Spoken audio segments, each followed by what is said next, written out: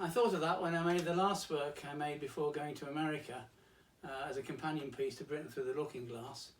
And the place I went to do it was Greenwich Park, and the Royal Observatory with the Greenwich Meridian line there.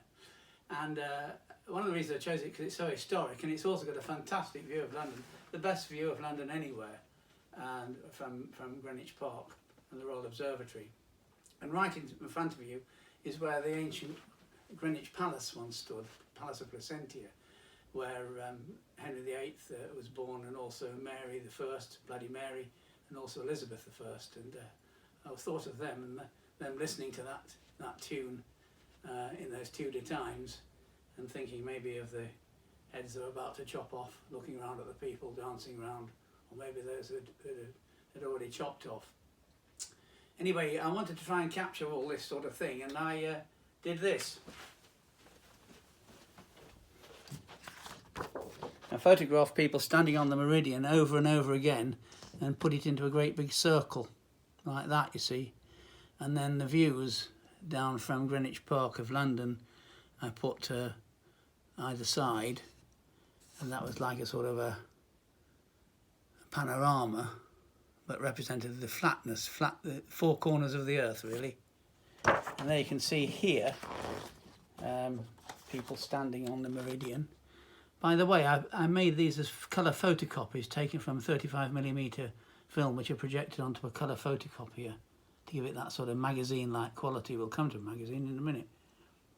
There they are standing on the meridian. And at 12 o'clock in the top, I put my wife and myself and my daughter, because I sort of had mixed feelings about leaving England. And so it's an elegiac piece, really. And you can see out looking out over the Greenwich, where the palace once stood, and is now the Royal Naval Hospital, built by Christopher Wren. Magnificent building. Yeah. Magnificent view, magnificent building, magnificent history.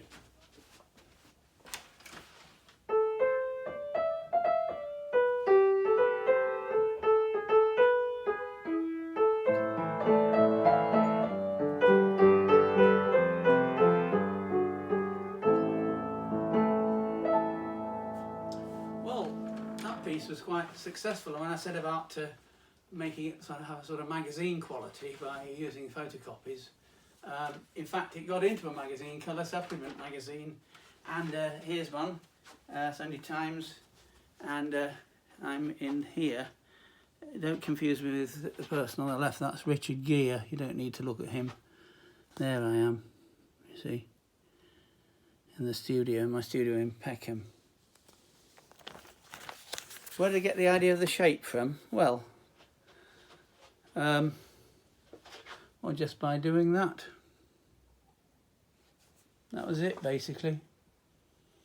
The answers are always the most obvious, aren't they?